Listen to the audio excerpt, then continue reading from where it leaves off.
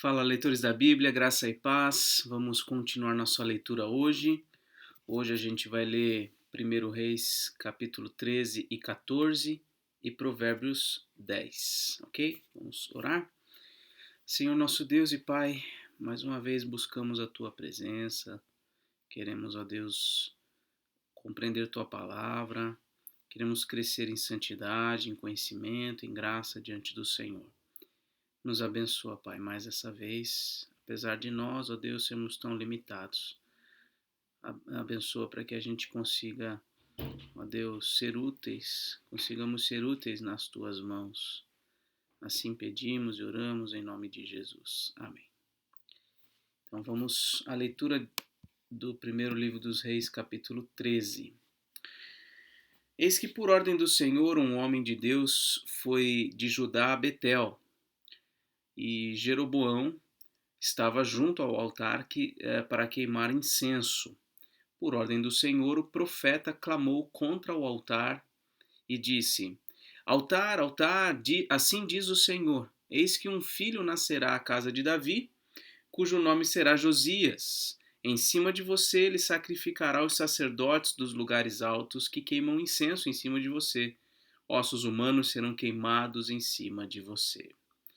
Então vamos observar algumas coisas aqui, ó. Um homem de Deus, que a gente não sabe o nome dele, ele vai de Judá, ou seja, do reino do sul, lembrando da divisão que houve, né, no reino de Israel. Então ele sai do reino do sul, a tribo que ficou sob o reinado de um descendente de Davi, e ele vai até Betel, onde estava lá o altar que Jeroboão, o rei do reino do norte, havia construído. E ele clama contra o altar.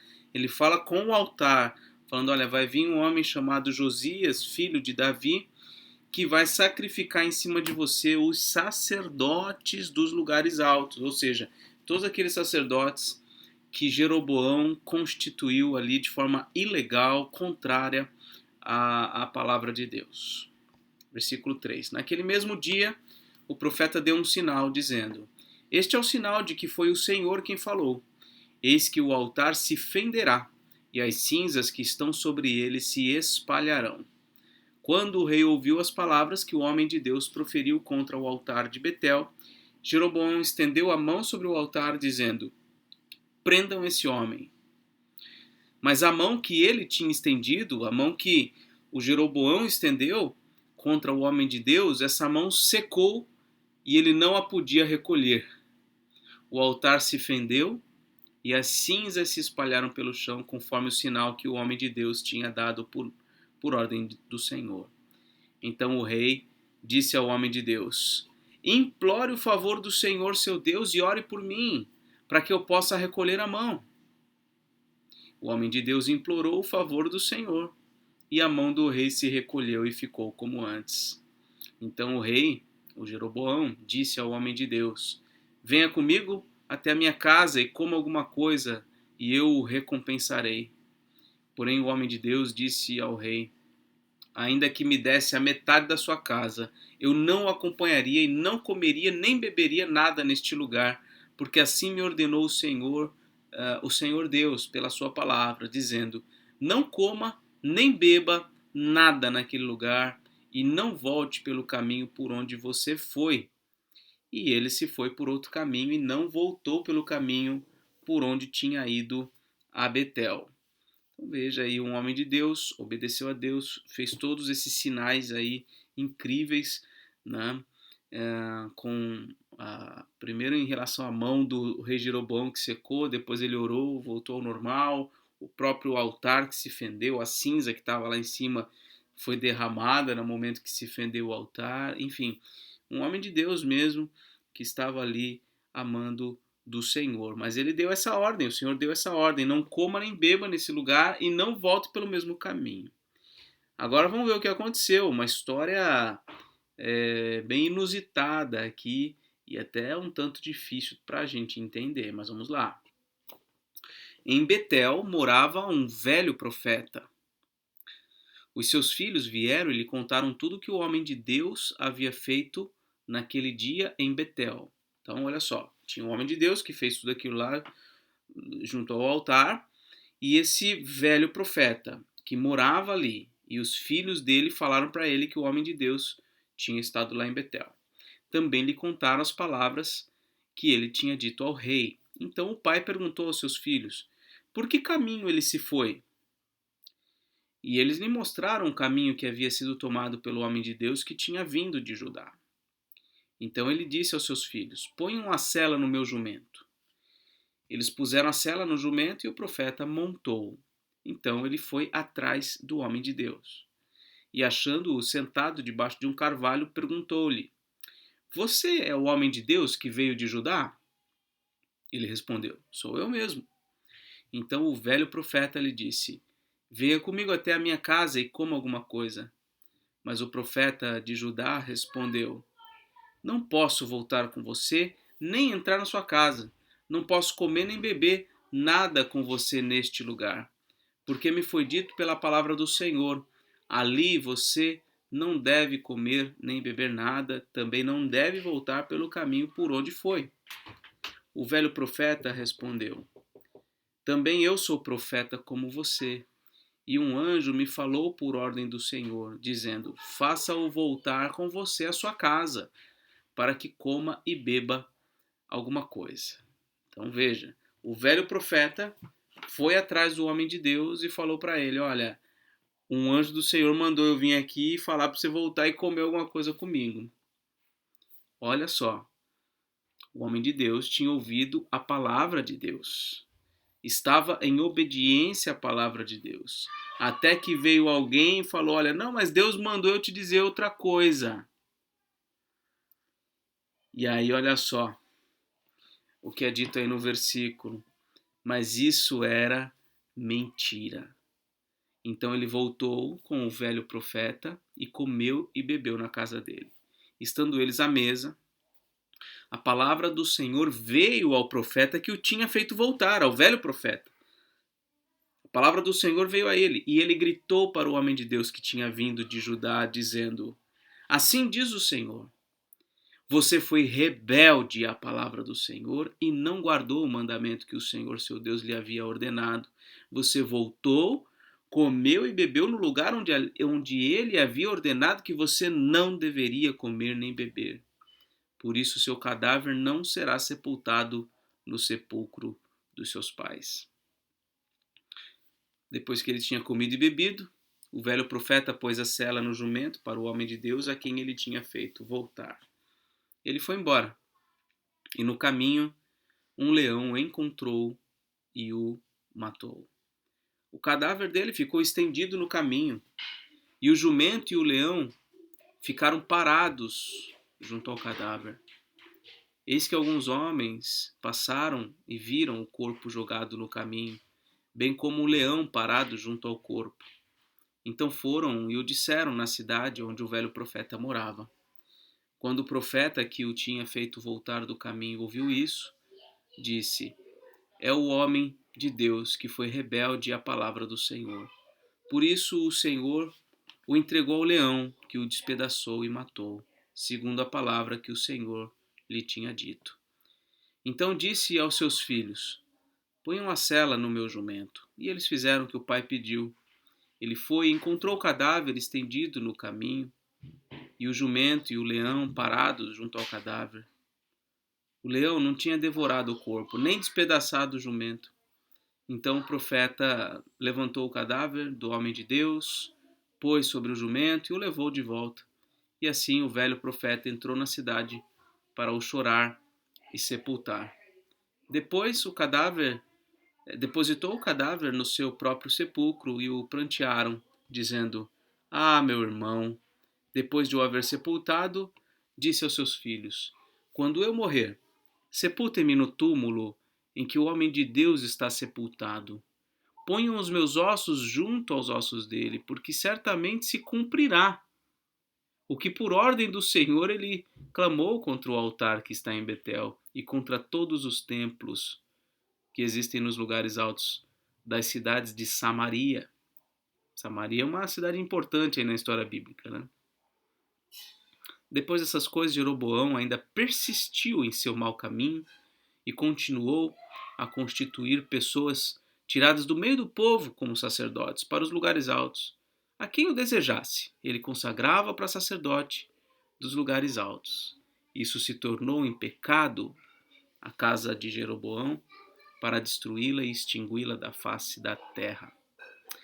Nós temos muitas lições aqui nesse capítulo, mas assim, brevemente, né, a gente poderia listar algumas lições. Né? Primeiro, em relação à palavra de Deus que o homem de Deus tinha recebido, ele não poderia ter se desviado do que ele aprendeu, do que ele ouviu.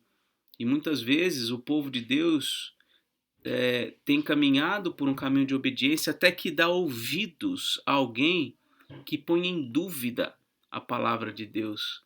Foi assim o primeiro pecado lá de Eva. Eva e Adão conheciam a palavra de Deus, mas veio uma serpente e começou a falar coisas ali diferentes e eles deram ouvidos a isso. Então veio algo muito trágico, né? Então essa é a primeira coisa, nós devemos manter os nossos passos exatamente naquilo que Deus fala conosco na sua palavra. Não devemos dar ouvidos a quem diz qualquer coisa em nome de Deus que não esteja nas Escrituras sagradas. Então essa é uma lição muito importante. E o fim é trágico para aqueles que abrem mão de seguir um caminho de obediência estrita à revelação de Deus. Bom, outra coisa que a gente poderia notar aqui em relação a Jeroboão, que viu os sinais do Senhor, ouviu a palavra do Senhor e mesmo assim se manteve rebelde, né? Mesmo assim continuou escolhendo quaisquer homens que ele desejasse para pôr como sacerdote. Essa é uma segunda lição. Quem faz homens pastores é Deus. Quem faz homens líderes, sacerdotes, nesse sentido até religioso, para instrução, orientação do povo de Deus, é Deus quem faz. Os homens que se auto-intitulam líderes no meio do povo de Deus, sem terem recebido de Deus um chamado verdadeiro, genuíno, ou que são nomeados por outros homens, estes acabam se tornando em algo muito prejudicial para o povo de Deus, né? Bom, vamos seguir então, temos ainda o capítulo 14. Naquele tempo, Abias, filho de Jeroboão, adoeceu. Então Jeroboão disse à sua mulher: levante-se, põe um disfarce, para que não saibam que você é mulher de Jeroboão e vá até Siló. Eis que lá está o profeta Aías, que disse a meu respeito que eu seria rei sobre este povo. Leve com você 10 pães, alguns bolos e um pote de mel e vá falar com ele. Ele lhe dirá o que vai acontecer com este menino. A mulher de Jeroboão fez o que lhe foi pedido. Levantou-se, foi até Siló e entrou na casa de Aías. Por que ela teve que se esconder? Porque ela estava indo para um território da tribo de Judá ali, do sul, né? Então, ele diz aí, este já não podia ver, porque os seus olhos já não se moviam, por causa da velhice. Porém o Senhor disse a Aías: eis que a mulher de Jeroboão está vindo para lhe perguntar a respeito do filho dela, que está doente. Assim e assim você deve falar com ela. Ao chegar, ela vai estar disfarçada. Quando ela estava entrando pela porta, Aías ouviu o ruído de seus pés e disse: entre, mulher de Jeroboão, por que você veio disfarçada? Estou encarregado de lhe dar más notícias. Vá e diga a Jeroboão: assim diz o Senhor Deus de Israel: eu tirei você do meio do povo e fiz com que você se tornasse chefe sobre o meu povo de Israel. Tirei o reino da casa de Davi e o entreguei a você. Mas você não foi como o meu servo Davi, que guardou os meus mandamentos e me seguiu de todo o coração, fazendo somente o que é reto aos meus olhos. Pelo contrário, você fez o mal, pior do que todos os reis que vieram antes de você. Fez outros deuses e imagens de fundição para provocar minha ira e me virou as costas. Portanto, eis que trarei o mal sobre a casa de Jeroboão e eliminarei de Jeroboão todo e qualquer indivíduo do sexo masculino, tanto o escravo como o livre, e lançarei fora os descendentes da casa de Jeroboão, como se lança fora o esterco, até que de todo ela se acabe. Se alguém da casa de Jeroboão morrer na cidade, os cães o comerão, e se alguém morrer no campo, as aves do céu o comerão, porque o Senhor o disse. Quanto a você, mulher de Jeroboão, levante-se e volte para casa. Quando você puser os pés na cidade, o menino morrerá. Todo Israel o pranteará e o sepultará. Ele será o único da casa de Jeroboão que será sepultado, porque nele se achou alguma coisa boa para com o Senhor, Deus de Israel, na casa de Jeroboão.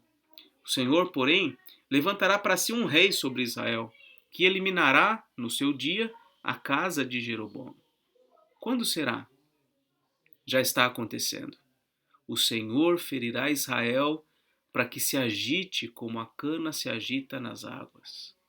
Vai arrancar Israel desta boa terra que ele deu aos seus pais e o espalhará para além do Eufrates, porque fizeram postes da deusa Azerá, provocando o Senhor a ira. Entregará Israel por causa dos pecados de Jeroboão, que Jeroboão cometeu, e pelos que fez Israel cometer. Então a mulher de Jeroboão se levantou, foi e chegou a Tirza. Quando ela chegou na soleira da porta, o menino morreu. Sepultaram-no e todo Israel pranteou, segundo a palavra do Senhor, anunciada por meio do profeta Aías, seu servo. Quanto aos demais atos de Jeroboão, como guerreou, como reinou, está tudo escrito no livro da história dos reis de Israel. Foi de 22 anos o tempo que Jeroboão reinou. Ele morreu e Nadab, seu filho, reinou em seu lugar. Agora um trecho que vai falar sobre Roboão, que é o filho de Salomão, que deu sequência aí ao seu reinado no Reino do Sul. Roboão, filho de Salomão, reinou em Judá. Ele tinha 41 anos de idade quando começou a reinar e reinou 17 anos em Jerusalém, na cidade que o Senhor havia escolhido de todas as tribos de Israel para estabelecer ali o seu nome. A mãe de Roboão se chamava Naamá e era amonita, ou seja, uma estrangeira, filha dos filhos de Amon. Judá fez o que era mal aos olhos do Senhor e com os pecados que cometeu, despertou o seu ciúme, mais do que os seus pais haviam feito, porque porque também os de Judá edificaram altos, estátuas, colunas e postes da deusa Azerá sobre todas as colinas e debaixo de todas as árvores frondosas. Havia também na terra prostitutos cultuais.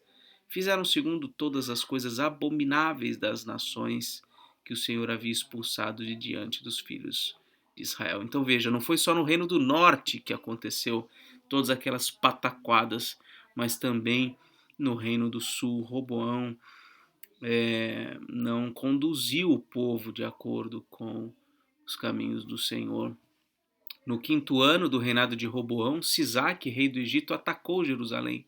Levou embora os tesouros da casa do Senhor.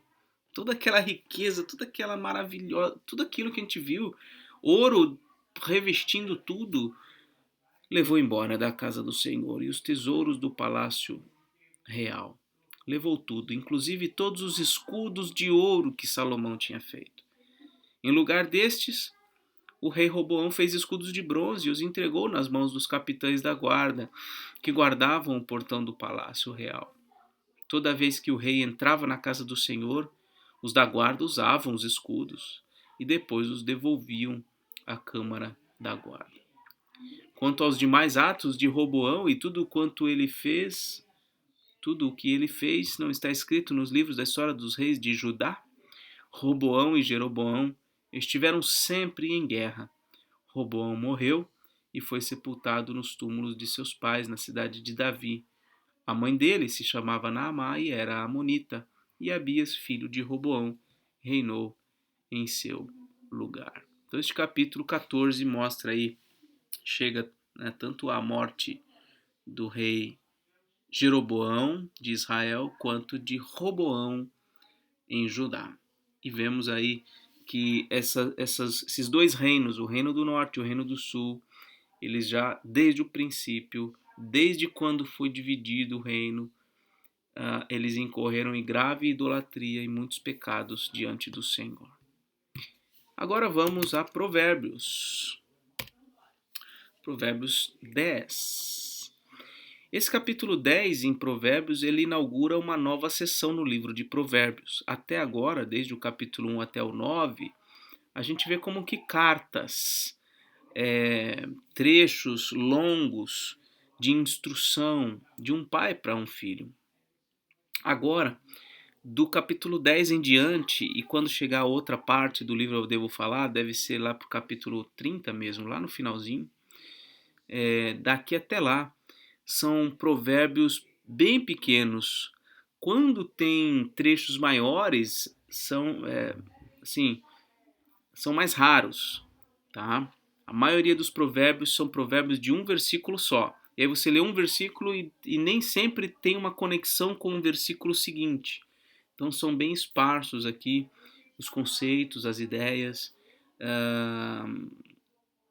Então vamos lá, vamos a cada um. Não vai dar para comentar cada versículo, né?